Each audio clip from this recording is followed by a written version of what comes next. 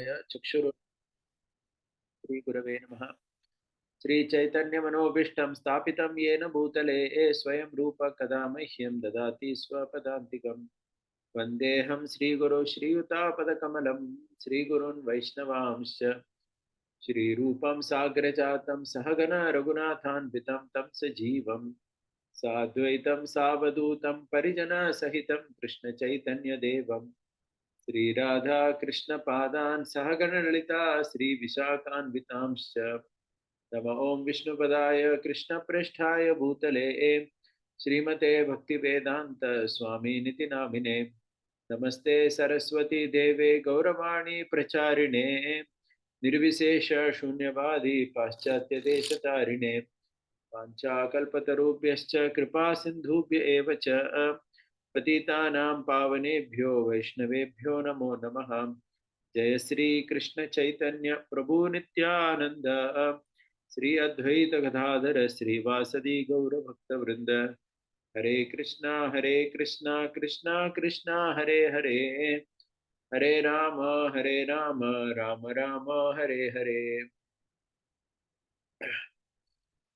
Hare Krishna. So welcome back, and we are in the 16th chapter of the Bhagavad Gita.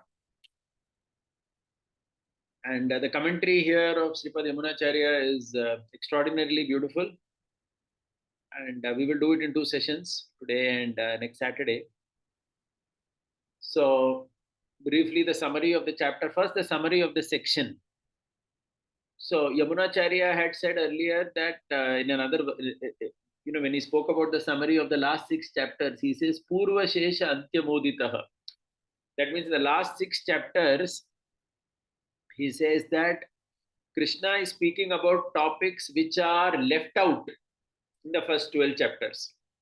So Yamunacharya refers to the last 6 chapters as a kind of appendix to the first 12 chapters of Bhagavad Gita. So what happens is, in that also, in 13 to 18, he has made 2 subdivisions. 13 to 15 is one subdivision, where he says that Krishna is speaking about various tattvas.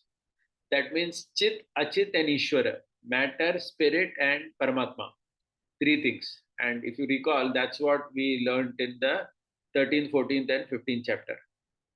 And in the 16th, 17th, and 18th chapter, Yamunacharya says, Karmadi Bhakti Rityadi. That means whatever is left behind in Karma Yoga, Jnana Yoga, Bhakti Yoga, the yoga system, that is being spoken in the last 3 chapters. That is 16, 17, 18. Okay, so like that he presents. So now we are in the 16th chapter we are starting. So 16, 17, 18 chapter are going to talk about hitam. So basically, they have this way of categorizing. There is tattva and hita. Tattva means truths, and hita means what is beneficial for you, what you need to practice in your life. So tattva was covered in the 13, 14, 15 chapters, because Achit, Chit, and Ishvara, to know about matter, spirit, super soul, that is all tattvas. But hita is what you need to practice in your life. Okay, so hita is about practice.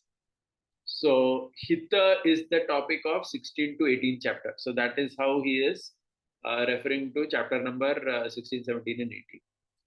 Okay. So this particular chapter, especially 16, why is this coming? This is Devasura Vibhaga Yoga. That means the divine and the demoniac nature described. So why is this coming? So both of them, Ramanacharya, they say that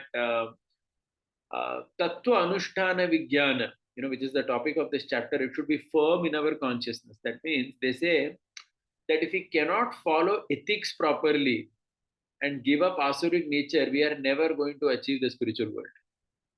Okay, so this chapter has come here. Now, see, this is you need to pay a little attention to understand because their entire presentation is about understanding Bhagavad Gita from a very systematic perspective also. So their point is that if you are not ethical in your behavior, then spiritual world is ruled out. Okay.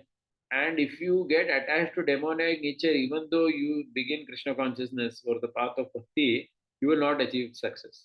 Hence, this chapter has come here. So that is how this chapter is introduced. Okay, so why is the 16th chapter here?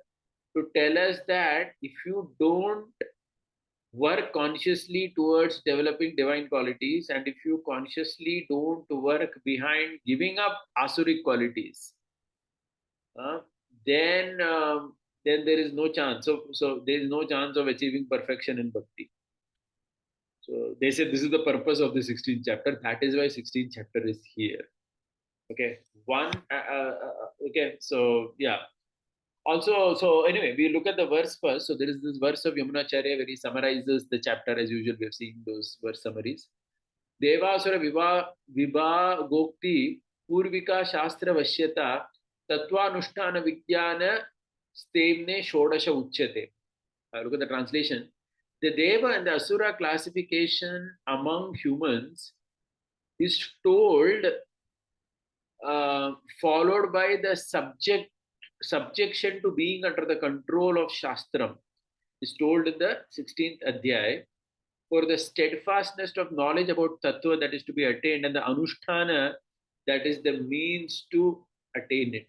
Okay, so some brief explanation here. So two things he's saying. One thing is the Deva Asura classification has been told. Now, why it has been told?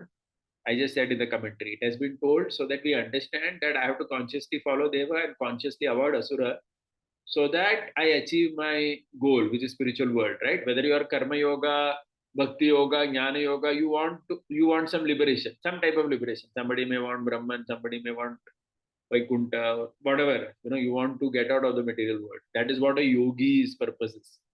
And a yogi has to consciously work towards divine and avoid demonic. So that's first reason, which I already said. Second thing, so that is the first topic of this chapter, 16th chapter. Second topic of this chapter is everybody is under the control of Shastra. Shastra Vashyata. That means you are all under the control of Shastra. Now, how that is also we will be seeing. So that's part of this chapter. How we are subservient to Shastra. Okay. Because I have to understand that as subservient to Shastra, only then I'm going to have a life where I will work towards that Tattva. Another thing he says, this Deva and Asura classification that Krishna is speaking in this chapter is for human beings. This he is added, that is part of the commentary. Devasura is about human beings. That means he is saying that we are not talking about devas like Indra, Chandra or anything. Krishna is talking about Deva and Asura nature in human beings in this loka. Okay, so that is the subject. And so that is how this particular chapter has been defined. And another thing he says is we have to understand the tattva and the anushtana. See, this anushtan word, this had come earlier also, anushtan word. It came in the Bhagavad Gita also earlier, one earlier chapter. Anushtan means practice. So till now we have learned tattva in the 13, 14, 15 chapter.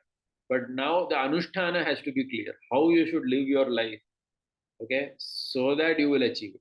So this is the gist of this chapter. Why this chapter is there in Bhagavad Gita in this particular place. Right, having understood that, let's jump into the verses. Shri Bhagavan Vacha Abhayam Sattva Samshuddhir Jnana Yoga Vyavasthitihi Dhanam Damascha Yajnascha Swadhyaya Tapa Arjavam.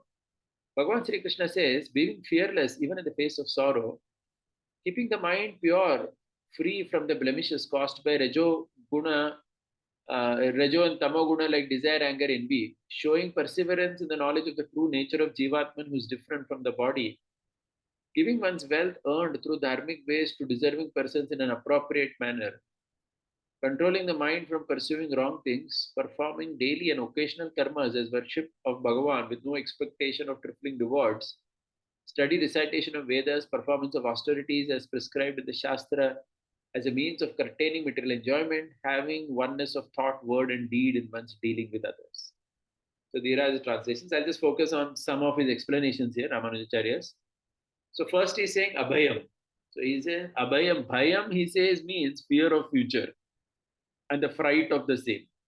So he says if somebody is suffering now, then that is called as dukkham. So there is a difference between dukkham and bhayam.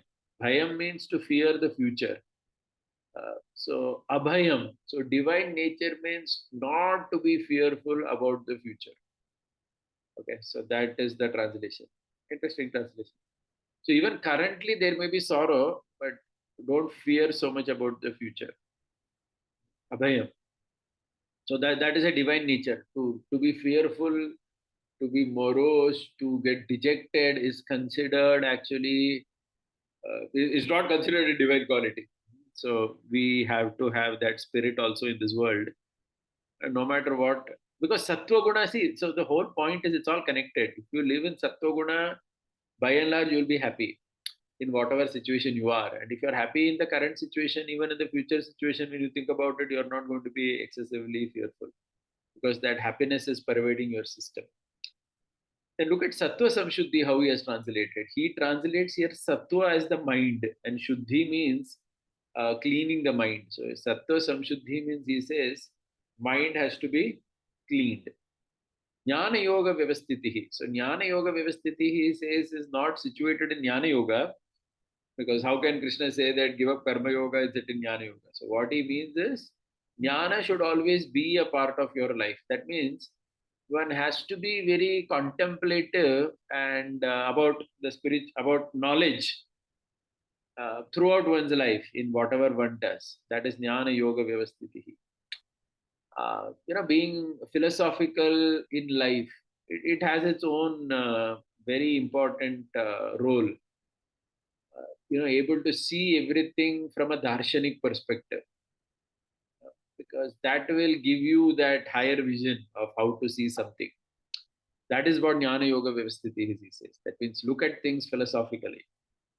It doesn't mean do Jnana Yoga per se, but have that philosophical thing. Okay. Dana means to the right person. Vritti Danam Samartasya.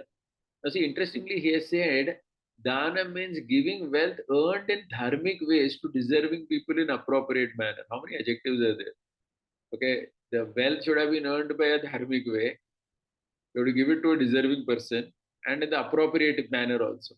As in, there are considerations of some kala, desha, patra, etc. when you give and so on, like that. Dhamma means, of course, control of mind, which everyone understands. Yajna means, doing various karmas without expectation of reward. See, why he's saying like that is because generally yajna, everybody will do yajna, but for material things. But since this is Moksha Shastra, Yajna has to be done. See, Krishna has not cancelled the need to do all this. Yajna you have to do only, or various sacrifices. But you don't do it for material reward. Swadhyaya means reading the Vedas. Tapas means to follow the Veda and, some austerity to follow. Just like, we all fast, right? So fasting is a very important part of austerity. Like Janmashtami is there till 12 o'clock fasting. Ekadashi is there, right? I have so some tapasya one has to try, right? And Ekadashi is the best tapasya for devotees. Arjamam, he has given a very nice translation. He is saying having oneness of thought, word, and deed. It's very difficult actually. We all speak so many things, but to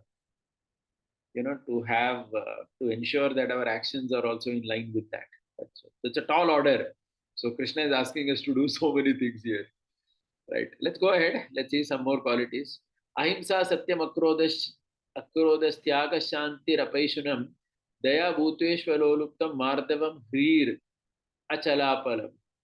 Translation: refraining from causing pain to oneself and others, speaking the truth when it is beneficial for others, becoming free from mental agitation which leads one to harm others or oneself, relinquishing of things which are not beneficial for oneself, training the sense organs to desist from their tendency to be immersed in experiencing the sense objects, not participating in conversing about ill of others, showing compassion towards all beings, having no desire for sense objects inappropriate for oneself, being kind and gentle so that good people should be approach oneself and interact without fear, feeling a sense of shame in the face of an action that should not be done, feeling unperturbed even when objects normally attractive senses are close by.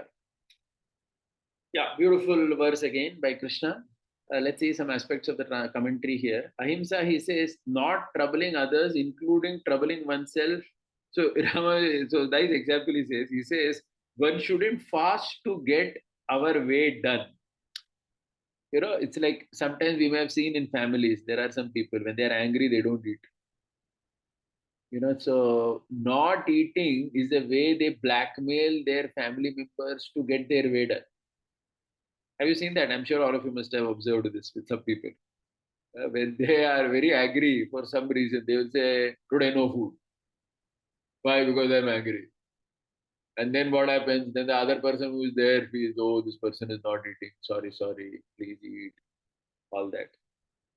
So that means troubling oneself by fasting at inappropriate time to get your work done. That is one example he gives of ahimsa. That is himsa. So doing that is himsa. Not doing that is ahimsa. That means whimsical fasting should not be done, he says.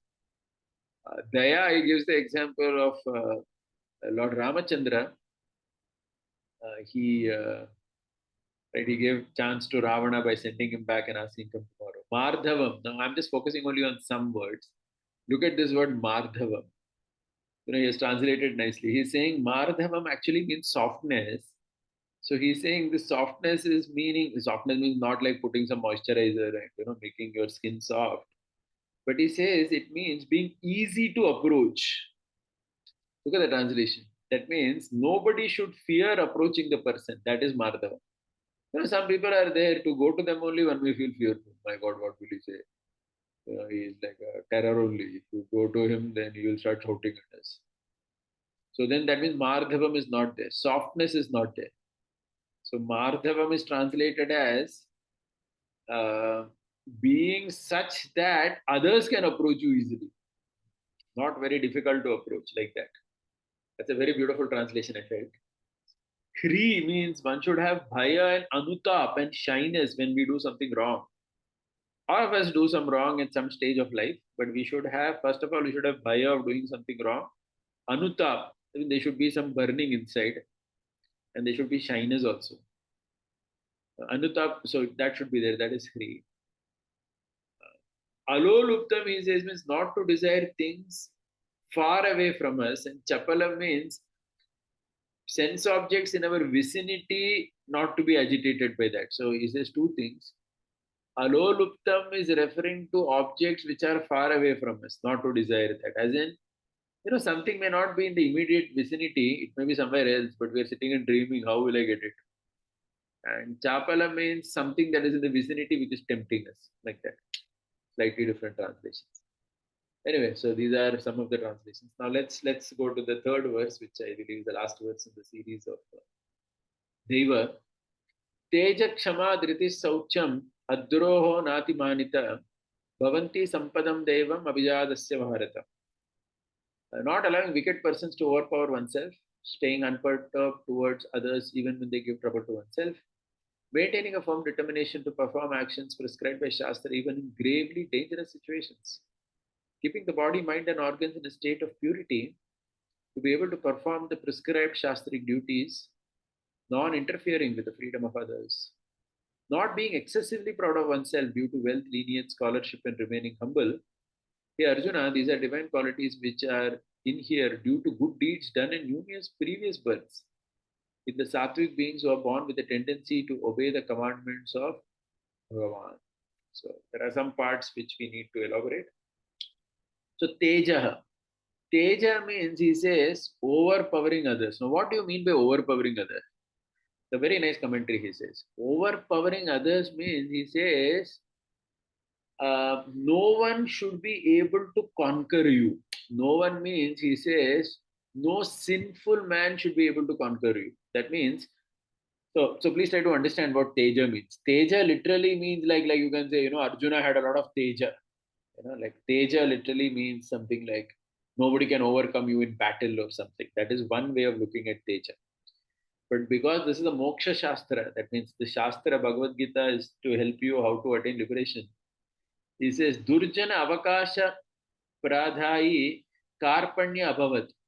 That means if someone, some evil man comes to change your opinion against the Veda or the Vedic path, they cannot do that. Then you have Teja. Okay, so Teja means no wicked man can come and try to change your perspective towards Sanatana Dharma, Vedic. That means to be dharmic. If you don't have that ability, if somebody can come and influence you and you get influenced, that means you don't have Teja. So that is how he defines Teja. See, it's a beautiful definition. It's a relevant definition. Because at one level, Teja literally means nobody can overcome you. That will apply to a Kshatriya in a very literal context. Like Arjuna had Teja of a Kshatriya. Nobody could defeat him in battle. But then for you and me, how is that word relevant? Because we are not fighting with anybody. So then the question is, we are fighting only with people around who come and talk many things to us. And sometimes we get influenced by that. So we should not get influenced by evildoers. So the beautiful definition of Teja.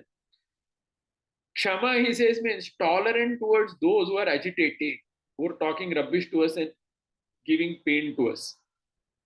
That is Kshama. So Kshama doesn't mean, so if somebody doesn't trouble you, then you cannot have Kshama towards them. Then you can have Audasinyata. Audasinyata means don't care. He doesn't trouble you, you don't trouble him. That is like don't care. Somebody is troubling, but still one is tolerating that. That is Kshama.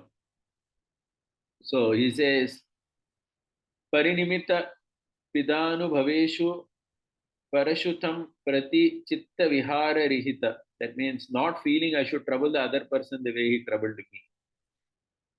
Dhriti. Dhriti means, look at the detail he gives. Mahatmyam apati api. When a big troubles come, kartavya, kritya kartavyata buddhihi. That is, I should do whatever is right to do. See, Dhriti means, he gives an example also, Ramanuja. So what he says is, when a big trouble comes, you do what is right to do. So he gives the example of Vibhishana. So Vibhishana, there was a big trouble, right? As in Ravan was not listening to him and Ravan was doing adharma. Now in such a situation, to give up Ravan and come to Ram is not easy. So he says Vibhishan demonstrated Dhriti. That means I will stick to Shastra even in a dangerous situation, even in a difficult situation. It's a very difficult situation. It's not easy for anybody to give up their brother like that and come this side. Normal person cannot do that. Normal person will say, at the end of the day, he's my brother. I will rather be with him only. How can I give him up? But Vibhishan gave up Ravan and came to Ram. So that is an example he gives for Dhriti. That means you are maintaining your determination to stick to Shastra, even though the situation is very difficult. Here for him, the difficult situation was family member. Saucham, a beautiful definition. Saucham means he says, your mind, your words, and your body must have Saucham. A beautiful way of defining. So he says, mind Saucham means detachment from sense objects and not thinking evil about others. That is Saucham in mind. In speech, Saucham means speaking sweetly, the truth, and beneficial for others. Prabhupada would quote that verse now of Chanakya. Satyam bruyat, priyam bruyat, that verse. That can be applied here. Speech. And body Saucham means live in Sattoguna, cleanliness. Then only your Saucham. All three are there. Bahya Antara Karanam Kritya Yogyata Shastra. That means stay Saucha as per Shastra. Don't eat, touch, or do things that Shastra forbids. Then you have Saucham. Adroha, he says, Parashu Anuparodaha. Don't impose my opinion on others. What a beautiful translation. Beautiful translation. Look at that. Adroha. I'll repeat again.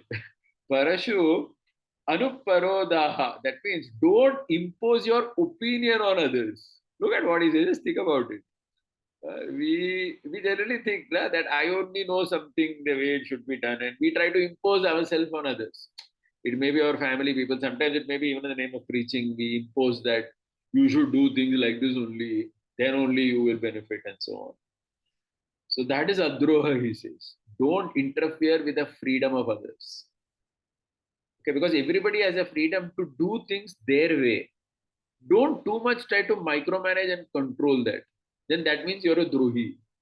Adroha means you're understanding, you're giving space to people in your vicinity. It's a beautiful, beautiful translation to to contemplate and really practice. Look at Nati Manita. See, Nati Manita, look at how he has broken it. Na Ati Manita.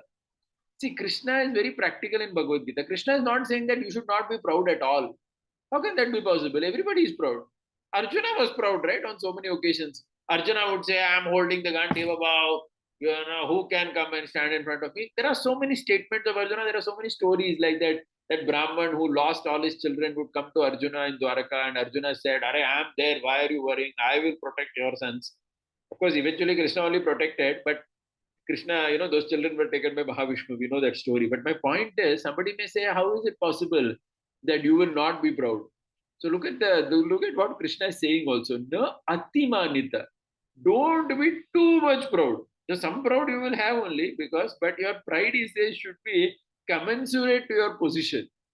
As per your position, you should be proud. If you have some wealth, lineage, scholarship, and all that, according to that, some pride will be there only. But it should be commensurate with that. It can't be overboard. Not that I am having 1 rupee coin and I am active as if I am some Ambani or something like that. Whatever. Right? So these are for Devi Sampat. Devi Sampat means what? Sampata. Sampat literally means opulence. These qualities are the opulence of Deva-like people. Okay. Abhijatasya. Now this word also is very significant. Abhijatasya means Abhijata, if you look at that word, it means you are born with these qualities. So Ramanujacharya says most of these qualities don't come just like that. You have to have been blessed by Bhagavan and you should have acted like that for several past lives to manifest these qualities now. He says, like that he says, Abhijatasya. So he quotes a Vishnu Puran verse. See, anything that is said in Gita or anywhere, everything will have some verses somewhere. So in Vishnu Puran, there is a verse, Jayamanam hi Purusham yam pashyet madhusudana satvika sa vikneyaha savai mokshartha chintakaha. So this verse translation is, the Lord blesses a person during birth. Such a person only can really live sattvika lifestyle and aspire for moksha. Somebody may say, my goodness, the Lord only blesses. Huh? So on what basis does he bless? Is it whimsical? No. The answer is based on what he has done in the past. Based on what he has done in the past, he is given these divine qualities. He is now going to manifest these divine qualities. Right? So it's a yeah. So it's not something we can imagine. So again, we should not feel morose because of that. We may feel that we are not there.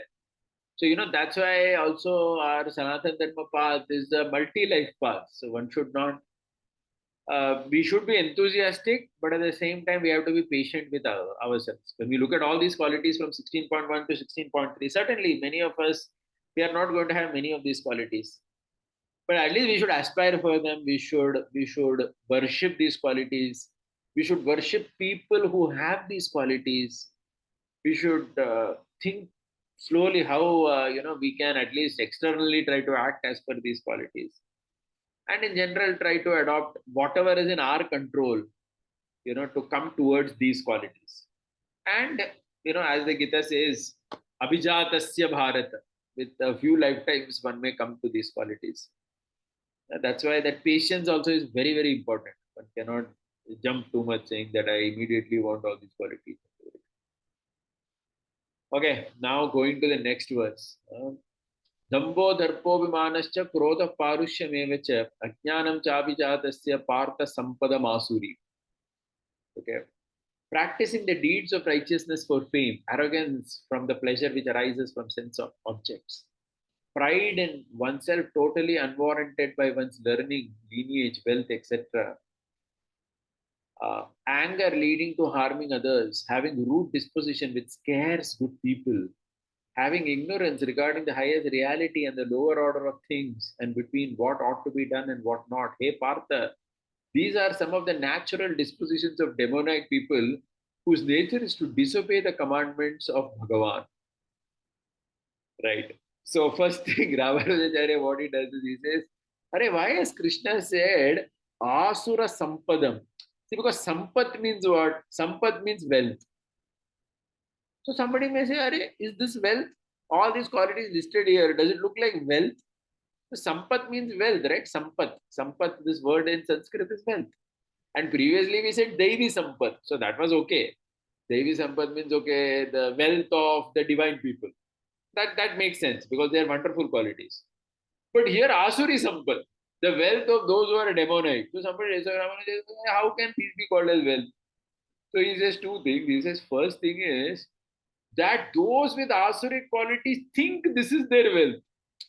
Okay, so the thing is, Damba, Dharpa, all these qualities which are there, we or rather those who are Devi or who aspire to be Devi, we understand these are undesirable. But the fellow who is Asuric, he's proud of this quality. He says, I'm such a person, I'm having so much Damba, look at me. So he says that they have wealth. They think that this is wealth. That is why it is called Asuri Sampada. Another reason he says is Krishna is mocking them. So he says Krishna is mocking the Asuric people by saying, this is only your wealth. It is like someone who doesn't have anything or someone who has something useless and is proud of it. So somebody may mock them, saying that, I know what money you have. That is all that is there. So like that, Krishna is mocking the Asuric Pravritti fellows by saying that this is only their wealth. Like that. Now let's go into the different points. Let's see the commentary in that. Damba. Damba means doing dharma for fame, not doing for Lord's pleasure. That is the commentary. Please pay attention. Doing dharma for fame. Nothing should be done for fame. It should be done only for the Lord's pleasure. So we can think about it deeply. Whatever dharma we are doing, whatever charity we give, whatever tapasya we do, anything, it should not be for making us famous, but we should do it genuinely as preeti for Bhagavan. Like that. Dharpa. See, Dharpa has given a very elaborate commentary. He says, when somebody enjoys materialistic pleasures, it is very less in quantity, it is very puny. But why does he still continue enjoying? Because he feels some momentary happiness during that enjoyment. So he says, what is happening is in sense gratification, that happiness that we feel during enjoyment makes us forget what is right and what is wrong. And that is called dharpa. Okay. And this dharpa makes us do bigger and bigger mistakes. Like he says, a thief may start stealing cucumber and slowly start stealing the bank one day. That means step by step he goes ahead. So anybody who does a very big mistake, he may have done successively before many minor mistakes before reaching that big mistake. Understand, right? So this is all because of dharpa. That means the pleasure you get from sense enjoyment leads to a particular type of arrogance. Because one feels that, Array, this is so fantastic. I want this again and again, like that. Very, very. Yeah, Abhimana. See, Abhimana is the opposite of what was said earlier. Too much garva. Again, Abhimana. Abhi means too much mana. See, again, Krishna has not said mana is bad. Mana means pride. Abhimana, too much. So some pride is going to be there with everybody. No man or woman can say that I don't have any pride. वो नहीं हो सकता. But too much you should not have. So for that, he quotes a verse from Dharma Shastra. Beautiful verse. I'm quoting that. Vayasya karmana arthasya shrutasya abhijanasya veshavak vritti sarupyam acharan vichareti cha. Look at the translation. Translation is Vesha means your dress, Vak means your speech, Vritti means your behavior. Okay, all these things should be in line with Vayasya, your age, Karmana, your action, that means what you do in the world, Artha, your wealth, Shruta, your knowledge, and Abhijanasya, your kula. That means whatever we wear, whatever we speak, how we behave should be in line with our age, our karma, our wealth, knowledge, etc. Please try to understand what it means. This means that you don't have that means you're following Abhimana. That means, see, just because my neighbor has a very big car of 50 lakhs, doesn't mean I also should buy it. For him to have that car of 50 lakhs may be in line with his position in society, with his, with his karma, with his age, with his wealth, etc. But for me, perhaps to buy such a car would become Abhimana. Because I may not be having that resources. Correct. So in the modern world, what we say, no, everybody can aspire for everything. No, it's not like that. How can that be possible? Right? So it all depends on how much money you have, what is your position in society, everything. I cannot just imitate somebody else like that. Then that means it's abhimana. That means you want to just show off that you are also big. Otherwise, what is the reason to buy a 50 lakh car when you don't have the means only for it? Correct. So this is a beautiful verse. Veshavak vritti sarupyam acharan vichareti cha bayasya karmana arthasya shrutasya abhijanasya cha. So whatever we do, whatever dress, speech, behavior, items we buy, everything should be in line with our age. Age also is important. Na? Some small child desiring something is a different thing, not that 90-year-old is desiring same thing. Okay.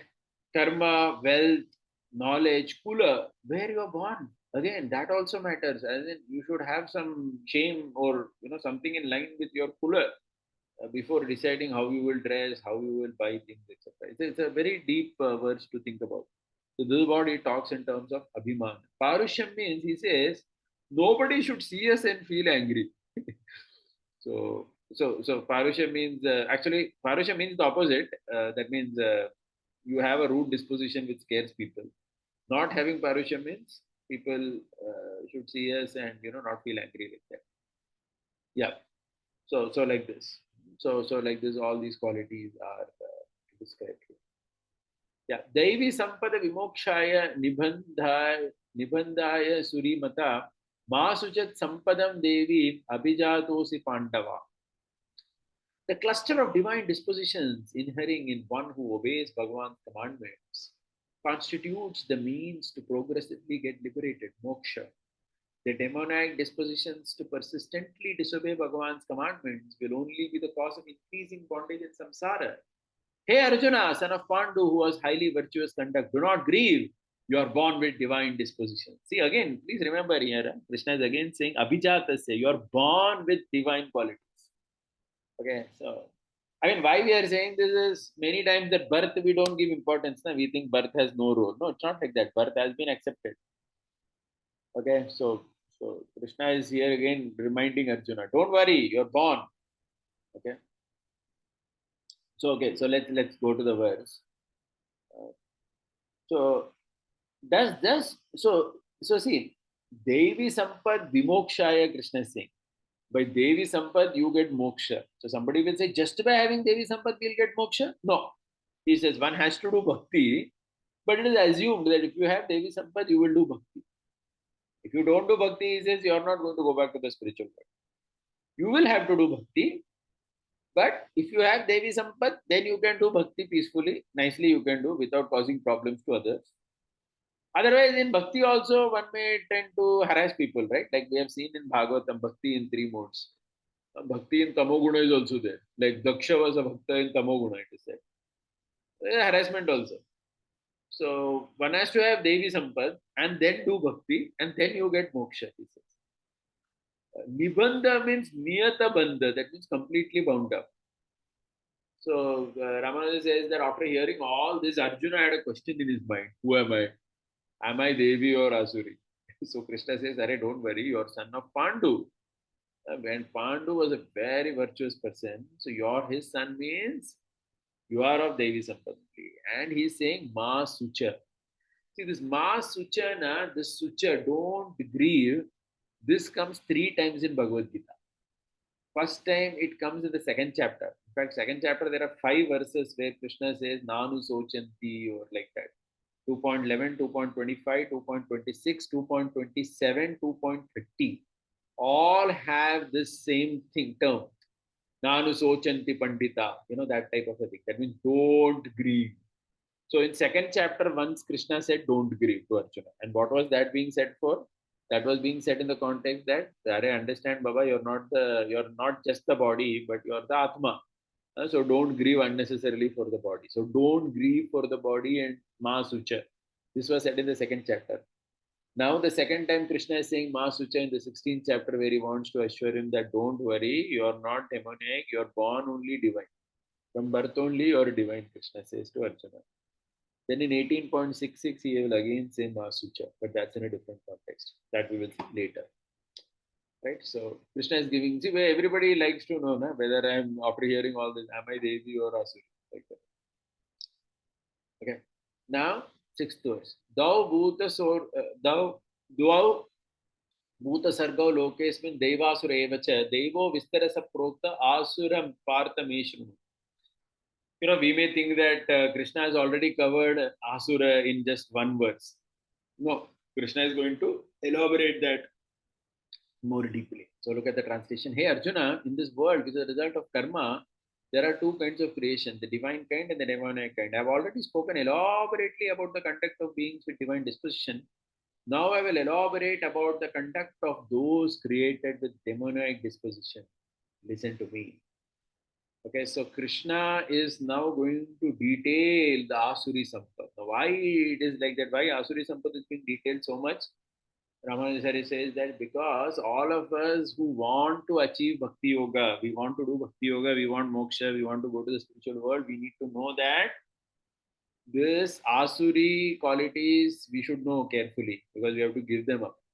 Okay, see, we may have not achieved Devi quality, but earlier Asuri quality has to be given up. So that is why it is going to be elaborated in detail. Another thing he focuses in this verse is Asmin Loke. Asmin Loke means in this world, which is a result of karma. See, that's why earlier also we were saying Krishna is talking about divine and demonic in this world.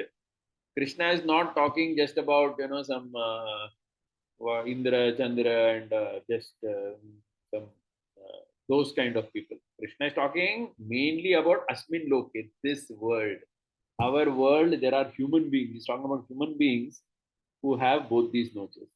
And what is the nature of this world? It's a result of karma.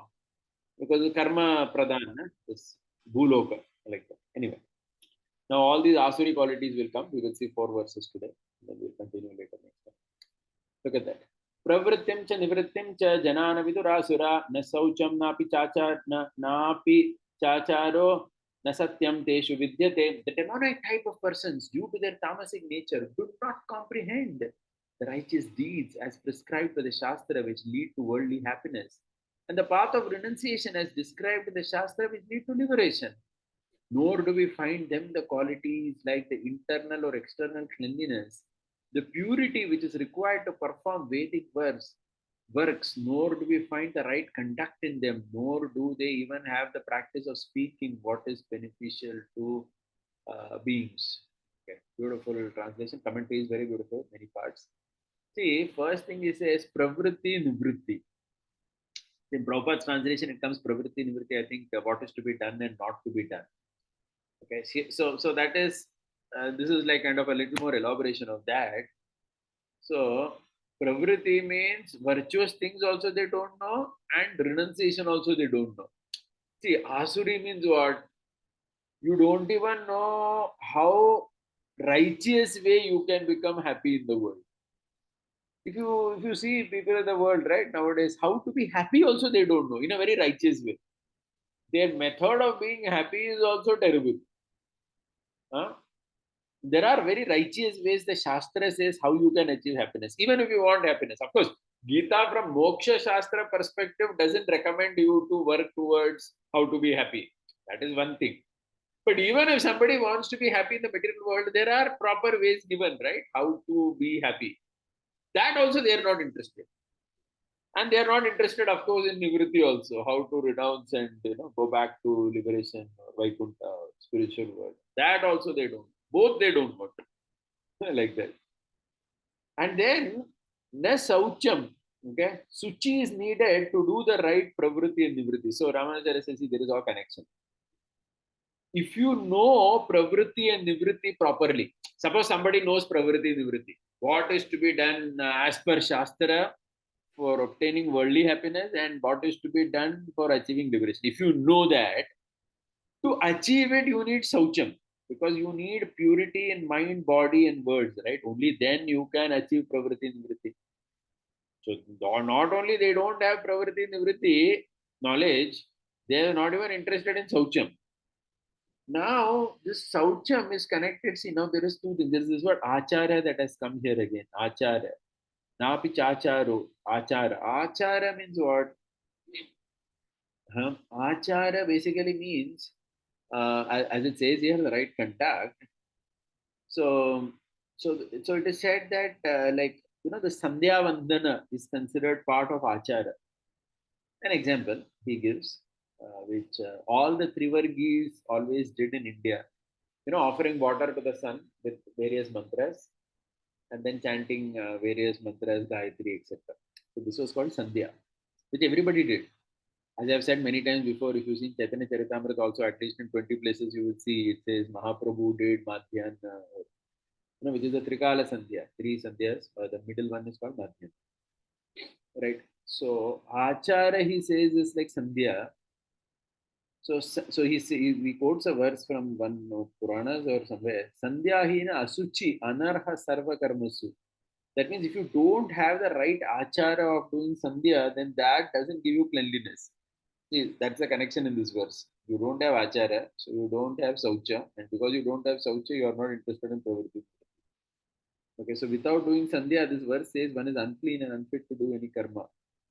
Yata drishta bhuta hita vachana. Whatever is good for humans, speak only that. Asuras don't like that. Yes. Yata drishta bhuta hita vachana. Whatever is good for human beings, speak only that. Again, going by, Prabhupada always quoted that. Satyam bruyat, priyam bruyat. Speak what is beneficial to people. Even when we give a class, we should always be conscious who are the people attending the class, what is beneficial for them. So let me give it like that. So whatever. So what is good for human beings, speak only that. Asuras are not interested in that. Okay. Yeah. Let's go to the next verse, 8th verse.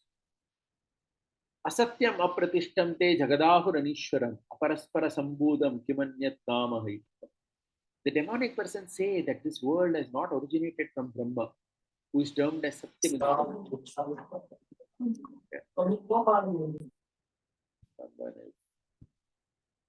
muted. The demonic persons say that this world has not originated from Brahma, who is termed as Satya in the Upanishads, and does not have Brahman as itself. And the world is not supported by Brahman, and the world is not controlled by Brahman, whose will is always true. Since people and animals in this world are seen to be born of union between male and female, what else exists not belonging to the above nature, and thus, as therefore, the world originated only from lust.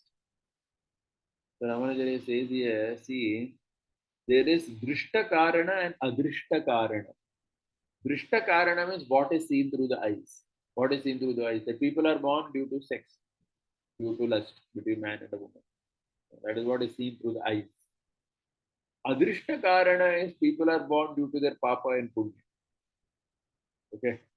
So Asuri Bhava means to accept only Drishta Karana. Whatever is seen through the senses, you only accept that. Adrishta Karana, like Papa Punya, they don't accept.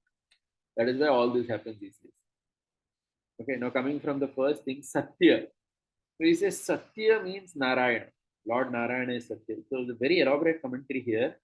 So there is a Chandogya Upanishad, 8th chapter, text number 3, that talks in great detail about this word called Satya. It says Satyam is broken into 3 parts: Sat, Iti, Ti, and Yam. Sat means the devotees, Muktatmas, they are Sat. So Sat means the devotees, the transcendentalists are called Sat. Ti refers to the Baddhatma, those who are fallen. There is a whole elaboration of that word Ti in the Upanishad. And Yam means one who gives them whatever they want. That means one who gives various destinations. So who is giving destination to the Muktatma and the Baddhatma? Lord Narayana. He is only giving. So that is why he says Satyam means Narayana. Asatyam means they don't accept that the world is Narayana. So he says that, see, because from the 15th chapter, what we understand, the Paramatma is all pervading. He is there everywhere. So devote Sura means to understand that the Lord is there everywhere. That this whole world is a manifestation of Narayana only in one way. So Asatyam means to not accept that. Not accept. So he says Asatyam is not unreal. See, because another translation of Asatyam is unreal. Na? Jo hai nahi. He says Asatya is not unreal because this Asuri Bhava, they want to enjoy the world. Na? Why will they say the world is unreal? because they want to enjoy. They feel this is real, but they don't accept it as Narayana, like that he says, as a different type of translation explanation. Then apratishtam, they don't accept Paramatma in every item. And apratishtam means he says, the Shastra says the Lord bears all the worlds.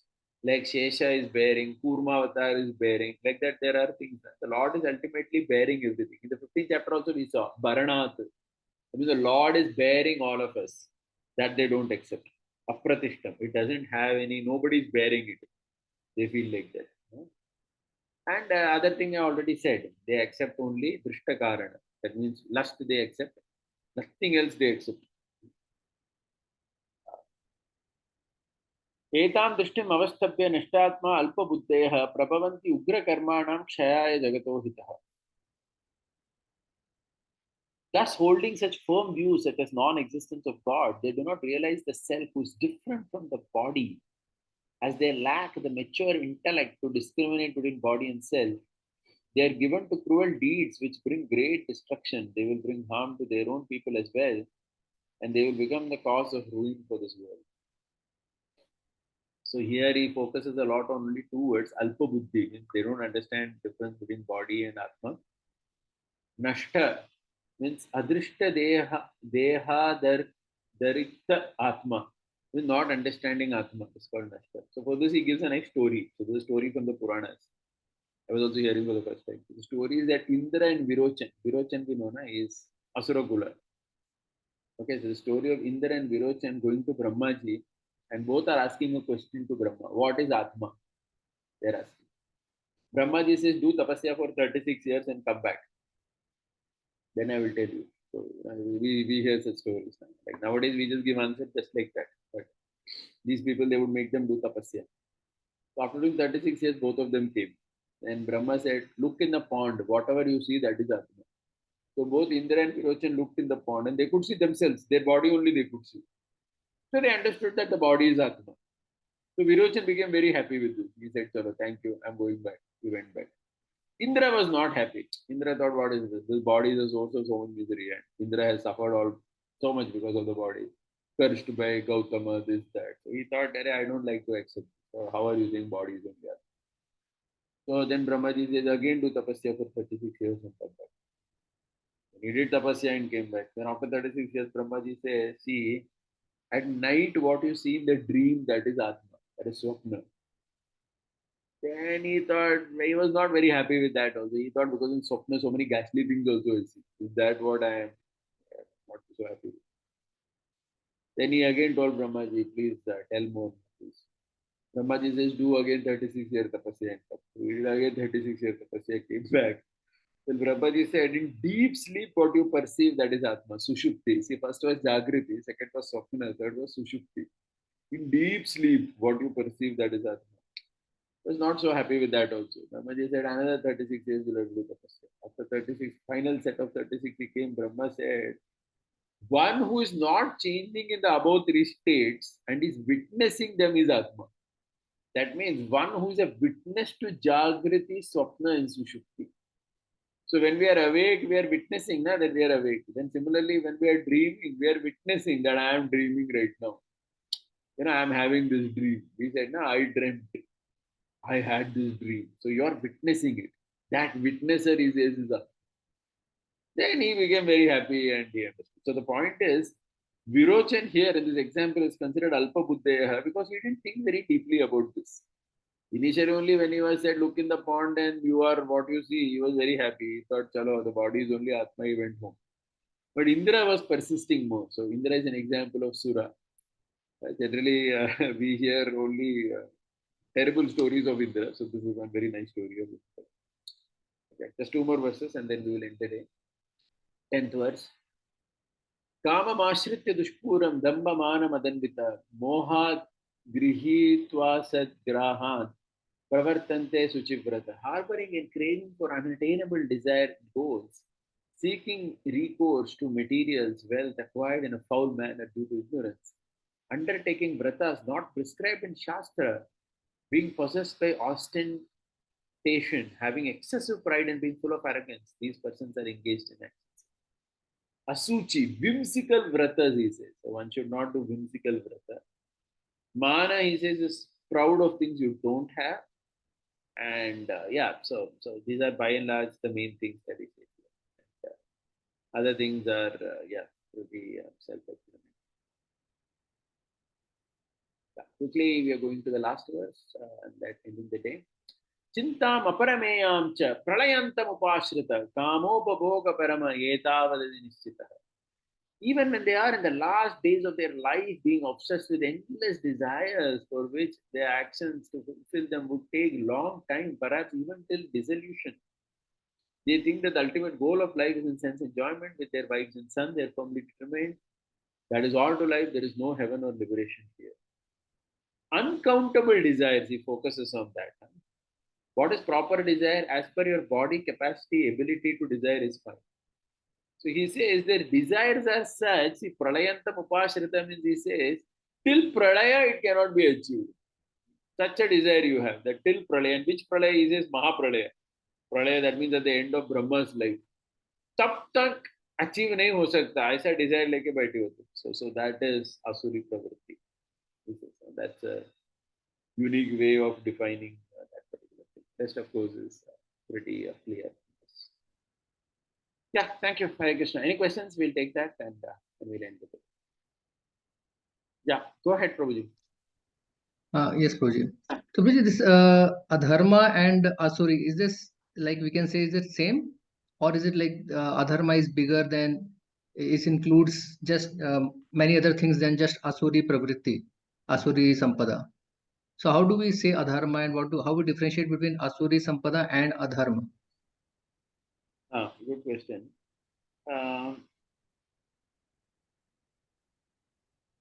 If you go back to the first chapter when we were speaking about dharma, those three things were there, right? To align with rita, satya, dharma, rita. So that means to align with entire prakriti is called as dharma, and not aligning is called adharma. So adharma can be in several ways. So when I'm so for example, a mother has to take care of the child because that is how we see in prakriti, na. But if a mother doesn't take care, like she commits abortion, etc., that becomes adharma. Because even cats and dogs, any animal takes care of their children. That means you're aligning with nature. To sleep at the right time, to eat at the right time, that is all considered dharma. So dharma means to align. So for example, to sleep at night is considered dharma. But not sleeping at night, staying awake whole night, and then sleeping in the day is adharma.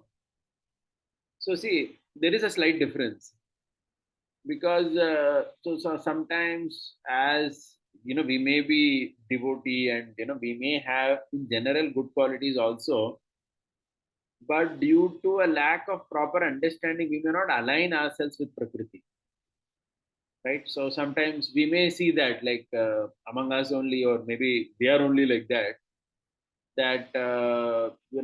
staying awake whole night and then just sleeping in the day. The simple examples of adharma, but they are adharma. That means you're not aligning with satya and rita. Satya and rita means the manifestation of this universe. Everybody has to align with it. That manifestation you align in always, in matter of eating, sleeping, mating, defending. Your whole lifestyle should be aligned with that. But not aligning with that is adharma. Okay. In some ways, there will be an overlap between adharma and asuri, but there is some difference also. You may see somebody who is not that way demoniac per se, but somehow he is not aligned properly. He has like for example, if you see the like all our Bhishma, Drona, they are considered on the side of adharma. They are not asuric. Remember, they are not asuric people. They are all very nice people only. They are sura only. Individually, they are sura, but their alignment was with adharma, like that. You got the point? Yes, Prabhuji. So, like you think there, one example you discussed of one actor who follow very nice routine, just eating, Yeah, following Ayurveda and all that. But his purpose is to Asuric. keep him fit. Yeah, Yeah. Asuric. So even sometimes Asuric people may follow Dharma because they Mm-hmm. align, they understand. If I align, I get benefit. Yeah, yeah. See the purpose. So you should have Dharma also and you should have Sura also. Mm-hmm. Got Correct? it. Like Got it. Bhishma and Drona, they were Sura only. Correct? But alignment was Adharma. So both the things are required, both dharma as well as Yeah, yeah. Devi Dharma Sampada. and Suraya, Devi Sampada. It's slightly So different. Devi, so Devi Sampada, but Devi Sampada helps you to become dharmic. Devi Sampada doesn't help you to become dharmic. Devi Sampada, we start in the discussion, we said na, in the beginning, Devi Sampada ensures that your bhakti will take you to moksha. See, if I don't have Devi Sampada and I'm doing bhakti, I may not reach moksha, I may reach some other place only. Because suppose imagine we have one of the asuric qualities, troubling somebody, this, that. Some negative quality we have, like asuric sampad we have. And we are doing bhakti also. Are we going to reach the spiritual world? The answer is no. See, that's why this chapter has come here. 16th chapter has come here because 16, 17, 18 are about yoga system. So 16th chapter is the basis for you to reach moksha. It can be impersonal mukti or spiritual world. Okay, like that. Mm-hmm. Dharma, adharma alignment is another thing totally that we have already spoken. Yeah. Okay. Thank you. Haribol. Yeah, Rajendra Kumar Prabhu, Haribol. Hari Bol Prabhu. Prabhu, I have two questions. One is a little bit connected to the previous question only. How did Vritrasura go to back to Godhead when he was Asura and Good question. See, two, three things there. See, his birth in the Asura Kula was a pastime. It was not. It was not so much because he was of demonic nature previously. I mean, if you go back to the story, he was Chitraketu. Na? Normally, such people are not born like that. He was cursed. That's why the body became like that, but the consciousness was different. See, this is very rare. Generally, somebody born like that is like that inside also. But Vitrasura was an exception. He was not a normal demon. He was cursed to be like that, na? But his consciousness was protected. So it was like internally great Sura, not only Sura, he was a Bhakta, he was a Parama Bhakta. So only external body was that of Asura, correct? And ultimately, to go back to the spiritual world, it's about your internal only. okay, bro. But This that's very rare. See, that's Mhm. I mean, if you think about it carefully, it generally doesn't happen. That's why it's the Bhagavatam. Bhagavatam is full of all rare characters. Generally, it doesn't happen like that. Okay. Bro, this word Abhijatasya, you spoke that these qualities are born of and it Krishna takes is saying, multiple. Krishna is saying, you're born. Abhijata. Everybody knows, na? Abhijata means to be born with qualities. Yeah. Yeah.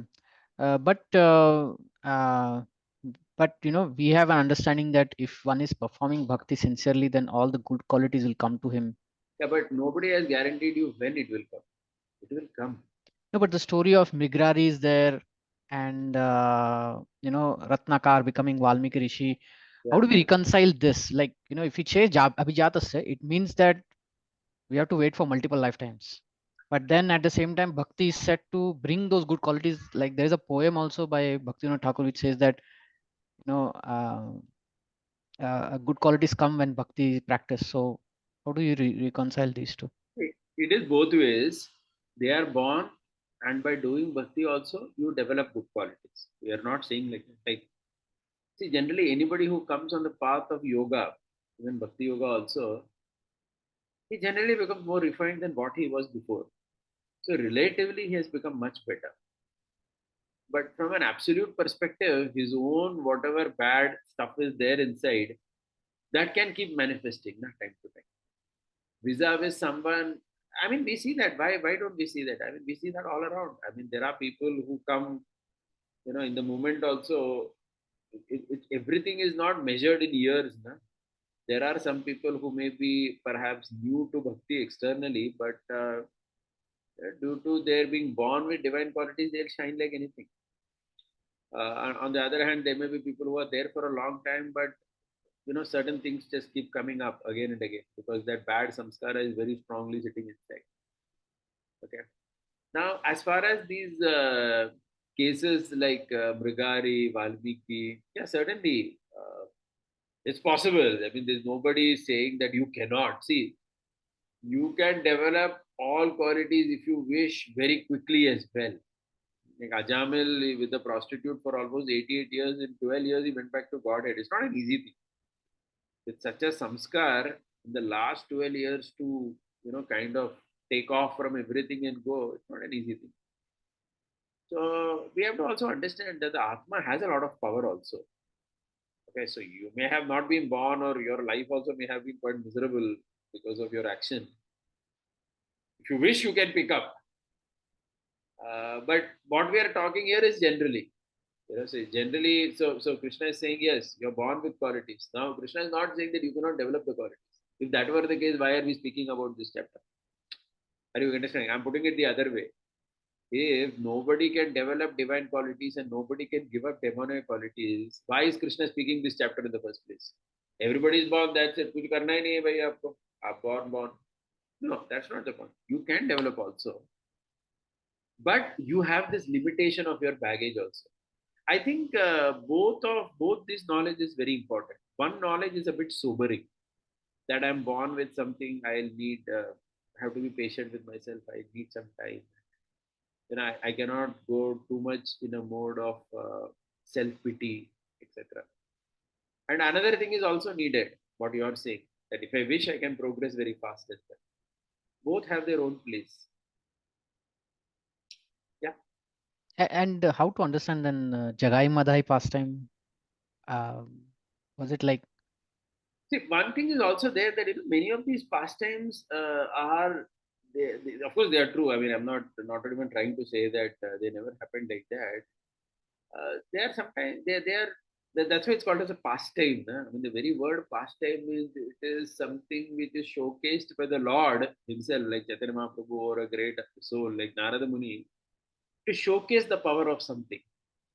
It's like some big company who has a product, he showcases something in a particular very strong way. So yeah, so that is something very special. That's why it's pastime. Everything is not going to be like that. Every drunkard is not going to become pure devotee like that, and we have to reconcile that also. Correct? okay? Yeah. Sure, bro. Thank you. Vaibhavanand Prabhu, anything? Yeah, thank you, Broji. Two, three things, Broji. Like you were telling about Dambha and Darpa. So these, Darpa, you were mentioning about arrogance. And Abhiman also, Prabhupada says it is conceit. But Abhimana is considered to be too much of mana. Now, how does all this fits with, Trinadapi Sunichena verse and is that happen with devotees that once you attain that stage, then you don't have any mana? You were saying, no, there is no mana at all. That is not possible. So how do you reconcile this thing? Chaitanya Charitamrit, your Shikshashtakam prayers are the last chapter of Chaitanya Charitamrit. Correct? The 20th chapter of the Antya Leela, Mahaprabhu speaks these 8 verses. Ji. High level of reality that is there. See, Krishna in the Bhagavad Gita is speaking something which is, kind of grounded in a way. I mean, I'm not saying that is overly lofty or improbable. That's an aspiration to be like that. But how many people in the so that is, so Chaitanya Charitamrita grows too deeply in the inner world of devotee, right? Where you are Trinadapi Sunichena, you are like a straw in the sea. Somebody can just trample you and just walk off, right? As I was saying, even Arjuna wasn't like that. Arjuna would get angry. He had enough mana, right? Somebody said, put your Gandiva down, he would get angry only. Even sister would say, put your Gandiva down, he'll say, I'm going to kill you. He would boast about his Gandiva. So we have to also understand every scripture is at a different level of attaching a different level of reality and existence. So if you're going to bring CC, which is the last chapter of Antya Leela, at this point in the Bhagavad Gita, where Krishna is talking divine demonic to help people more understand, where they are and at least basic minimum what they can try to do. Too much. Yeah. And Prabhuji, how it is that, for example, there is Ganga Jal, and in Ganga Jal, it is all purity. And you put one drop of something else like poison, and everything becomes spoiled. So how is it that such a pure thing uh, loses all its good qualities in this world just by a very little bad negativity? Here also, na, like if you see in this divine and demonic nature, if somebody has even one of these demonic natures, even if he has many divine qualities, it becomes terrible. Correct. Like someone has many good qualities, let us say, but he has one of these demonic qualities. So that वो खटकता है ना थोड़ा कि क्या यार यही एक quality है इसके पास जो बहुत खराब है. That only tends to stand out. Ji. Whole thing. So that's the nature of this world. That bad na has that overwhelming influence on the good. So, Hmm. so everywhere it is like that. Not only with Ganga Jal, it's with what we are discussing right now, divine and demonic qualities. Imagine Yeah. one person in our family or whatever, he has many good qualities, but one terrible quality you cannot stand. All the good qualities fade away. Like in Chaitanya Charitamrita, there is an example somewhere. Like, if a person is very beautiful, but there is one drop of leprosy, sometimes there is this white leprosy in the face. You understand what I mean? Yeah. Leprosy. Yeah. And face is very beautiful, but one drop of white leprosy spoils the whole beauty only. Imagine a very beautiful woman, that one drop of white leprosy is there here. ये part white है. पूरा खराब हो गया ना, मतलब पूरा, मतलब ये बोल के क्या फायदा कि नाक कितना सुंदर है, आंख कितना सुंदर है, कान सुंदर है, कुछ भी फायदा नहीं. वो white leprosy ने सब खराब कर दिया. So material world is like that. So you have to achieve that. I mean, we have to all work towards perfection, where we are free from all these things. Even one Hmm. hold us back. That's the unfortunate reality. So it is going to be like this, and we have to always think about purity and Right. impurity. So we have to strive. See, again, when we read these chapters like Divine and Deva Asura, we should not get overly depressed also. We have to understand that we are not like Arjuna. We are not born with all these divine qualities. So we may have several of the demonic qualities. Let's see how to work on it slowly, step by step. Hmm. Okay, thank you. Right. Thank you very much. The Prabhupada ki jai. और भक्तवृंद की जय.